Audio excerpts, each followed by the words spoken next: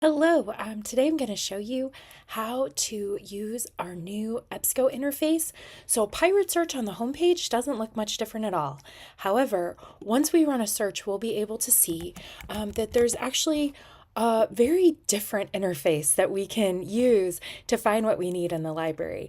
I'm going to start with a really simple search for environmental justice. I'm going to limit to just full text and peer reviewed because those are things that I'm looking for today. And I'm going to hit search. And here's where we will see the differences. So first of all, we used to have a bunch of menu options over here on the left. And as we selected those items or deselected them, it would make changes over here to our results. And that is no longer. Now we have all of our basic limiters right up at the top here. We can see that we also have an all filters limiter where we can kind of look over everything. We can also see what expanders are used. Those are things that we can do to sort of make the search a bit bigger. We can make that disappear if we don't want it to be there all the time, but it's right there that we can make all those changes right on this results page, just like before, only it looks a bit different. You'll notice too that we no longer have just a straight PDF or HTML link. Now we have these little drop downs that say access options. Online full text is that HTML, and PDF will load the PDF. So a little bit different. You might now also see something like Access Now PDF. Some of them have mildly different names, but that drop down is what's going to get you the full text. So a bit different than before.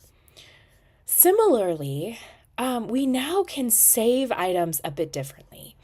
If we select this first option, you'll see that this menu pops up. And so what we can do is we can download it, we can save it, and then it's going to move right over here. So really easy to find. We can add it to a project, which is a great idea if you're working on a specific paper or maybe a couple specific papers. You can keep items organized just right in EBSCO.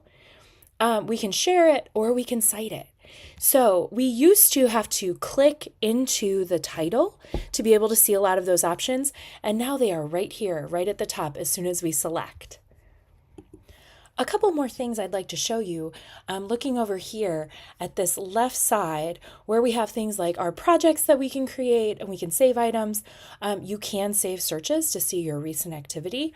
Here we have holds and checkouts. If you check out a book from us, whether it's a physical book or something from Overdrive, which will be launching really quickly here when we start up again in the spring semester, you'll be able to look at all of your holds and checkouts right from Pirate Search, so you won't have to log in anywhere else. You can also create journal alerts, so when an article in a journal that you're interested in or that an instructor has asked you to review comes up, you can get an alert. Down here, we have a publication search. So if you've been asked to find a journal article from specific journals, you can just search for a journal right here. So let's say Journal of Autism and Developmental Disorders. It's right there. You can see where we have access. So it's right there in Pirate Search now. You can access it through not only our homepage, but from the results page on the Pirate Search page. We can go back to Pirate Search and we can see that there's also a few links for us down below.